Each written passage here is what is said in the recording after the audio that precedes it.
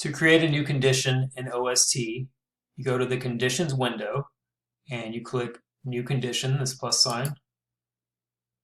And once this window opens up, you have the option of choosing the style type, which could be a linear takeoff, an area takeoff, a count takeoff, or a typical group. I don't use this attachment style type. So for this example, let's use linear. And then you're going to want to name the condition.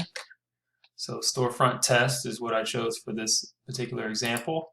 And then style type, we'll also name it storefront test. And the type will basically partition all the conditions in the condition window. So you can see like exterior glass or film, these are all types.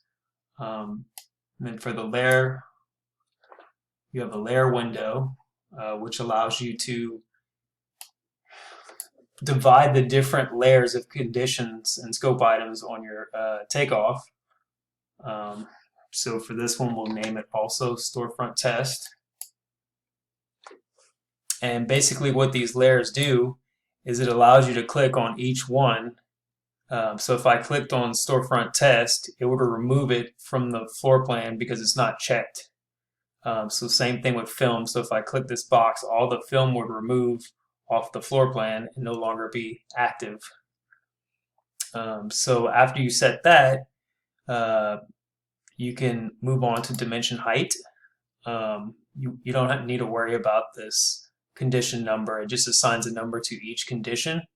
So you don't need to worry about that. Dimension height is, let's just say 8 foot. So whenever you're setting these dimension heights, the way OST recognizes height is you have to put 800 for 8 foot, or like for 8'6", you'd want to put 806, and then it would translate that to 8'6".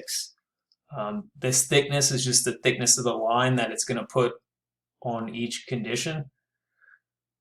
So you can keep that at 4, and you can choose the different colors that you want to put for each condition. And then for the results that you want it to display, you have the choice of putting length, segment count, and surface area. I typically just use these 3. So for storefront, I would want it to display the square footage first, is what I typically do. So surface area, single side, and then you set your units so it's in square foot. And then I typically go segment count next, so that would give me the counts of my heads or my seals or my verticals, or whatever you're trying to quantify. And then for the last one, I usually do length. That way it gives me a total lineal footage. And then after you're done with that, you click OK, and see it appeared in my conditions window as storefront test, and then the name of my condition is storefront test as well. So now the condition's set up.